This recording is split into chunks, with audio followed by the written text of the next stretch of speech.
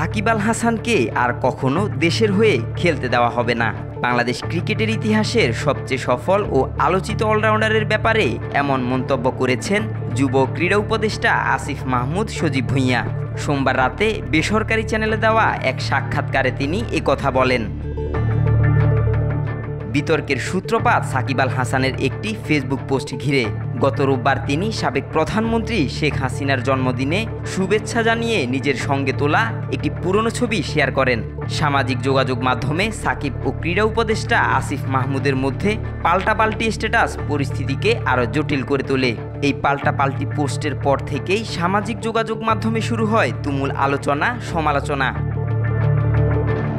সাকিবের ফেসবুক পোস্টের পরদিন রাত 10টার দিকে ক্রীড়া উপদেষ্টা আসিফ মাহমুদ নিজের ফেসবুকে লেখেন, একজনকে পুনর্বাসন না করায় সহস্র গালি দিয়েছেন আপনারা আমাকে, but I was right, end of the discussion. এই পোস্টের জবাবে রোববার নিজের ফেসবুকে সাকিব লেখেন, যাক শেষমেশ কেউ একজন স্বীকার করলেন যে তার জন্যই আমি আর বাংলাদেশের জার্সি গায়ে দিতে পারলাম না, দেশের হয়ে খেলতে পারলাম না। শেখ হাসিনার সঙ্গে সম্পর্ক প্রসঙ্গে তিনি বলেন, তিনি সবসময় খেলা সিরিয়াসলি ফলো করতেন, খেলার সঙ্গে যুক্ত ছিলেন। সেই জায়গা থেকেই একটা সম্পর্ক তৈরি হয়েছিল। জন্মদিনে কাউকে উইশ করা মানেই রাজনৈতিক উদ্দেশ্য নয়। পরবর্তীতে বেসরকারি চ্যানেলে দেওয়া এক সাক্ষাৎকারে আসিফ মাহমুদ বলেন, তাকে বাংলাদেশের পতাকা বহন করতে দেওয়া যাবে না। বাংলাদেশের জার্সির পরিচয় বহন করতে দেওয়া আমার পক্ষে কোনোভাবেই সম্ভব নয়।